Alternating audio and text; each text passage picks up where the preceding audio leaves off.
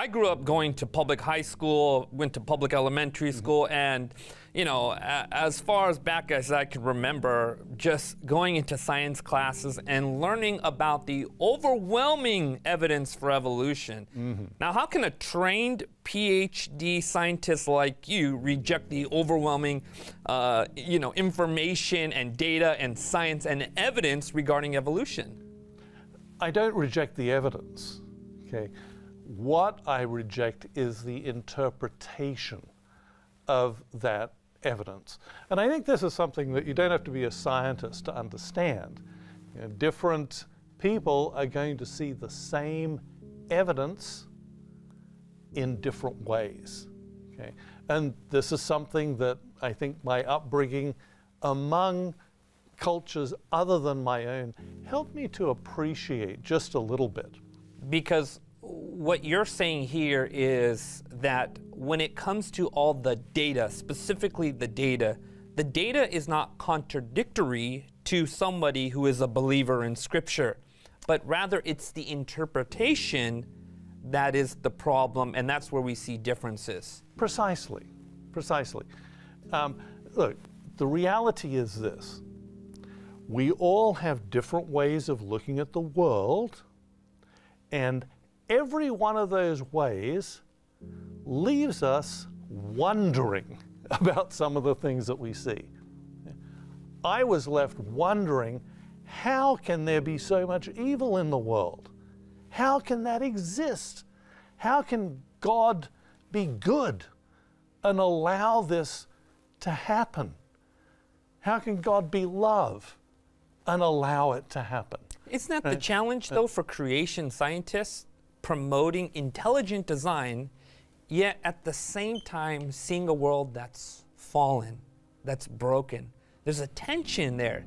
You know, for the evolutionist, the atheist evolutionist, he can just say, no, the whole world came about through natural means, through randomness, through chance. But for the Bible believer, the struggle, suffering, and death is the miracle that brought you about. You know, it's a good thing. Be thankful for it. You know, that's how Darwin and those who agree with him really were able to turn those things around. So as a Christian, I view the suffering and death of other people, and myself, by the way, as evil, intrinsically evil. Darwinism does not do that.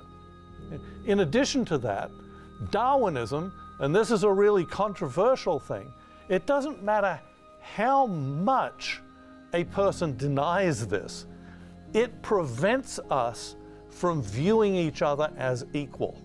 Interesting. Okay? Because selection must work on differences, right? Differences in fitness. And so this actually brings things around a little bit full circle for me. It's helped me at least a little bit to understand that both fascism and Marxism spring from the same foundation. And that foundation is Darwinism.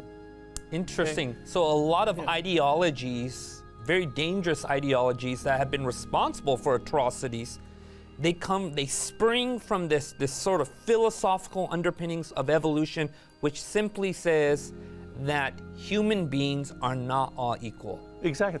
The concept of struggle, okay, is central to both of these political philosophies, and fascism has a tendency to put it at the point of races and tribes, okay, fighting one another. So the Nazis believed the Germanic people were going to wipe everybody else out. They were the highest, most evolved group, okay? And all the inferior peoples, it was their job to go extinct. I remember learning about a book, which was the foundation of evolution, called The Origin of Species, but I heard that that's not the full title of that book. It does talk about the survival of favored races over the course of time. I want to defend Darwin a little bit with that. He was talking about different variations of different kinds of organisms, not just human beings. However, Darwin did write another book called The Descent of Man, which is about the most racist book you could ever read. Yeah, this is the foundation of science in public high school and college.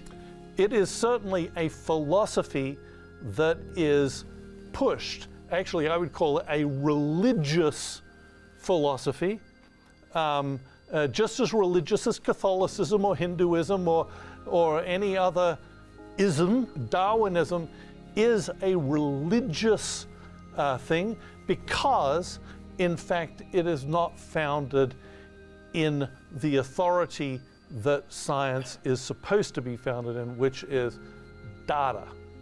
It is founded on certain philosophical, or shall we call them metaphysical, presuppositions that are not scientifically testable.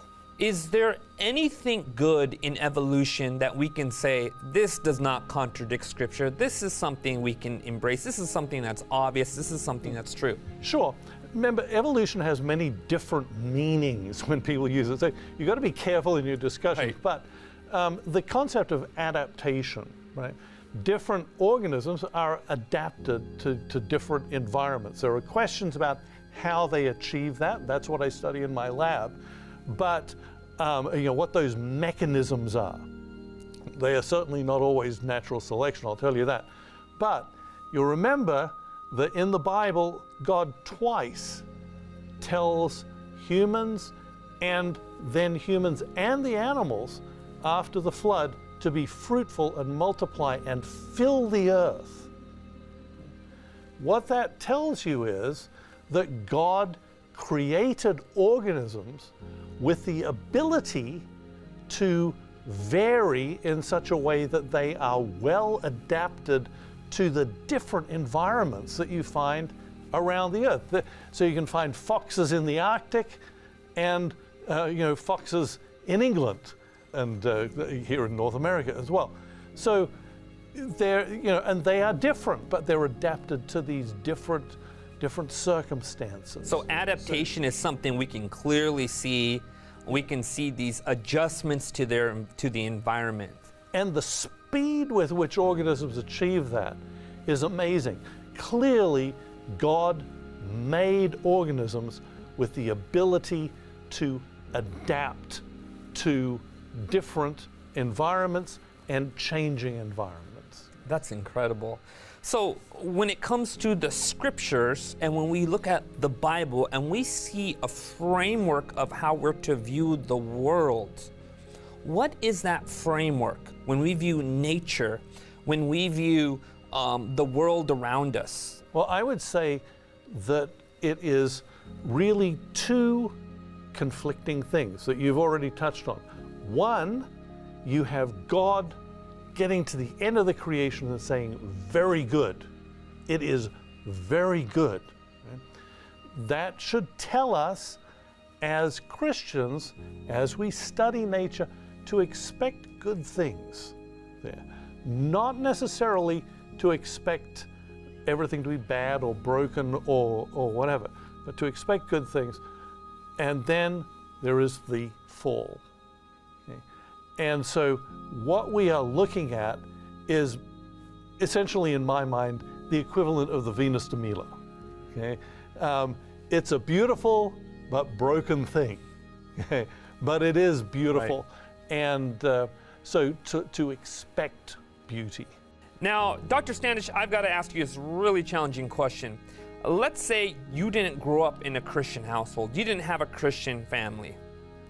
You didn't go to church as a young person.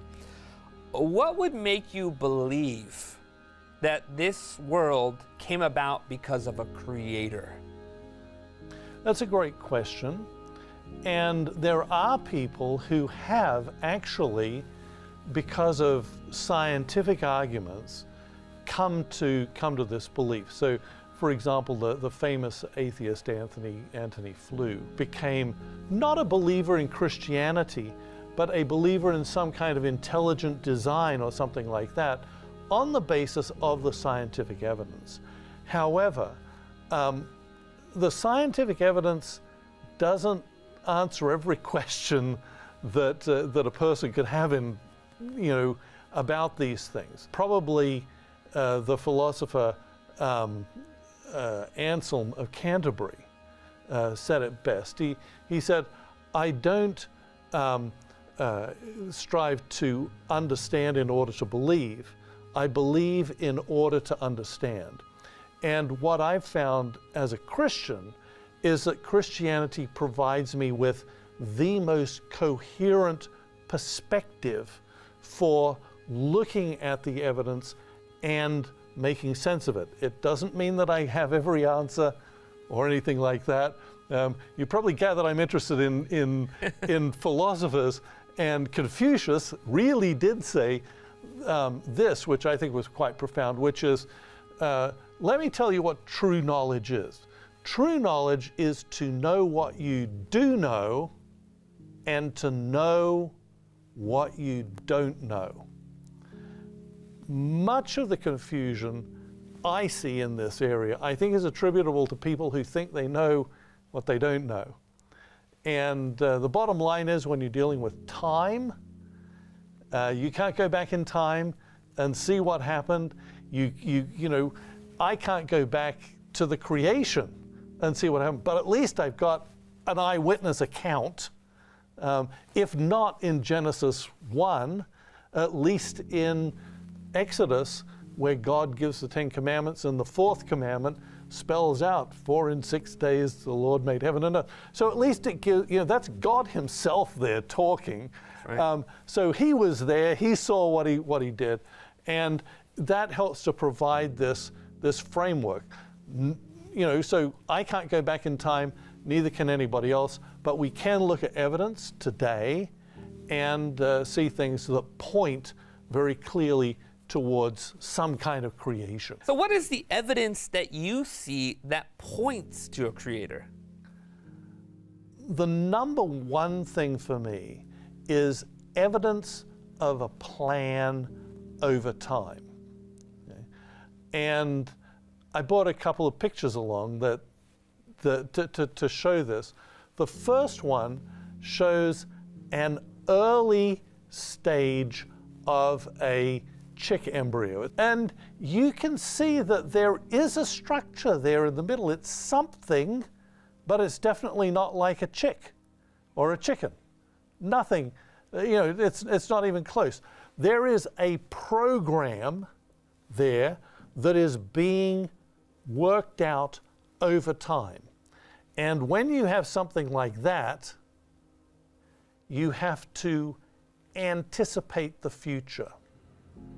The only thing we know of that is capable of anticipating the future is a mind. Nature itself doesn't anticipate the future. So here is a later stage, and you can see there are little buds coming out there that are going to be limbs. So the wings and the legs, and you can see an eye forming and a brain and other things. And of course, we all know what a chick looks like when it comes out of an egg and what a chicken looks like. There is a whole trajectory over time, and it is going towards a specific goal. There's a word for that: teleology. Teleology. Teleology. It is when there is a goal out there in time that is worked towards. The problem is that nature doesn't have a mind. So nature cannot anticipate that in the future something's going to need this. It can't anticipate that an egg is going to need legs or a beak or anything. Okay? It can't anticipate those tiny little molecular machines that they will require all the little bits and pieces to be present all at once for them to have their function.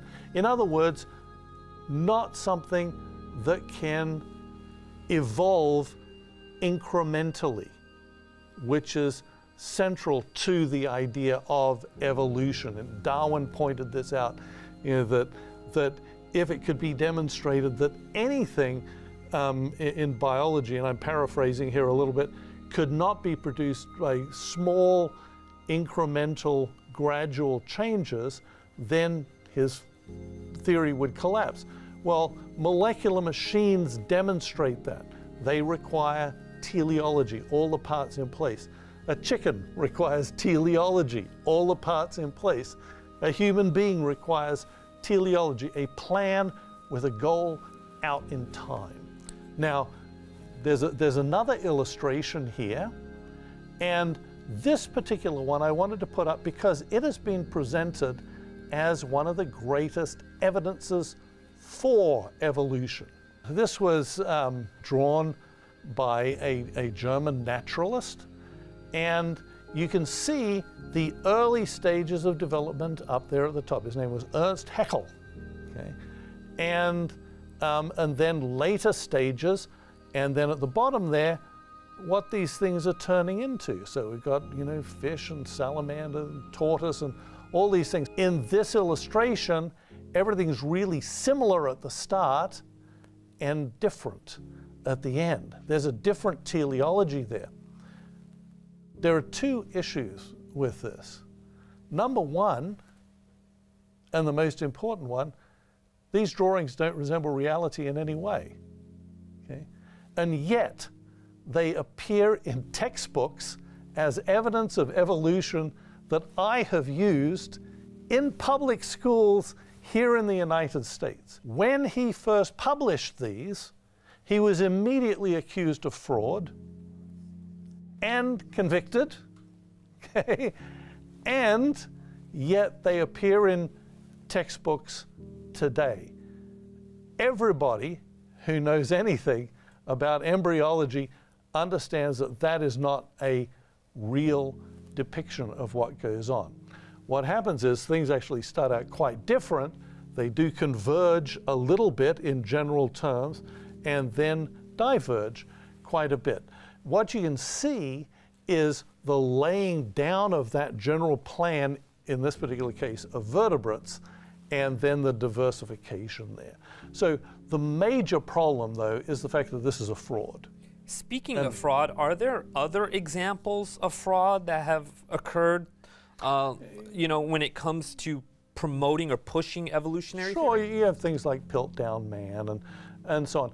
People commit frauds with this stuff on no matter what they're trying on all fronts. Next up, we're going to get some questions from our studio audience. We have any questions? Right over there. Do you think that the progression of wolves to all of the dog breeds we have now is a result solely of adaptation? And particularly, something that's plagued me for years is how do we get from wolves to chihuahuas? Yeah. I do not believe it's a result of adaptation. I believe that wolves are a result of adaptation, okay? Having said that, when you look at breeds, what we call dog breeds, most of them have been produced actually within the last couple of 100 years. There are certain ancient breeds like, which of the corgis are supposed to be like 1,000 years old or something. I think Afghan hounds are supposed to be pretty old as well. But basically, what's gone on with dog breeds, as I understand it, is yes, dogs have associated themselves with human beings.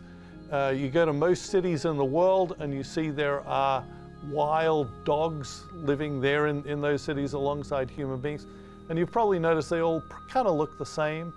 They have a tendency to have short coats and be medium-sized and all of those sorts of things.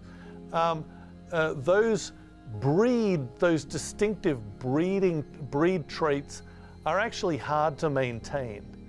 And they've been produced as a result of careful crossing of breeds that already exist and then selective breeding with the progeny. So that's where it's mostly human vanity imposed on these creatures. I'd like to talk to the person who came up with the idea of chihuahuas. We'd have a long conversation, right? We got time for any other questions? Right over there. Dr. Standish, you imply that humans didn't evolve, but how do you explain modern-day evolution with regard to ring species, or how a specific type of Australian lizard went from laying eggs to live births? First of all, let me assure you that I don't know everything. So I want to be very careful. I'm not an expert on herpetology and how, what realistic explanations might be when it comes to ring species. I do have a general understanding, so I will give you a response, but please understand this is a general kind of response, not a response from somebody who is expert in this field. So if you hear something different, that might be better than what I have to offer. Let's start off with ring species. A ring species is basically an organism that goes all the way around the world. So for example, there's a kind of, or a group I should say, of gulls called loris gulls. And you can find these things all over the place. I believe kelp gulls belong in that group, glaucous-winged gulls out on the west coast, and so on. And you look at these things and you recognize them, and they really look like a kind of seagull. But there are differences between them, and as you go around the world, you get to the other side, and those ones over there are incapable of breeding with the ones over here. And so they fit one kind of definition of what a species is. Bear in mind, species definitions are a big deal, and there are a lot of different definitions of what a species is. But these two groups, even though they're kind of connected all the way around the world, they are incapable of breeding with one another. So, they're different species, different biological species. And I guess the way that I would respond to that is, the miracle is that things can interbreed with one another. Losing the ability to interbreed seems like the sort of thing that could occur by accident, by mutation or whatever. And I don't want to get too deeply into the complexities of anatomy and physiology as to why it might be that, two organisms might no longer be able to interbreed with one another, but just, use your imagination, change the size or shape of certain bits and pieces, and you're going to have some difficulties there. So, and at the molecular level, you can have the same kind of thing going on. Breeding and reproduction are really complex things. So break something or change something just a little bit, and it's easy to understand how you get isolation there. The Australian lizard going from laying eggs to live birth. Again, I want to be really careful, but it doesn't seem like the most difficult thing to achieve. For example, if you have the young basically hatching out of the eggs before they're born or something like that. I'm not an expert in that, but there is a book that I could recommend for you called The Edge of Evolution by somebody named Michael Behe.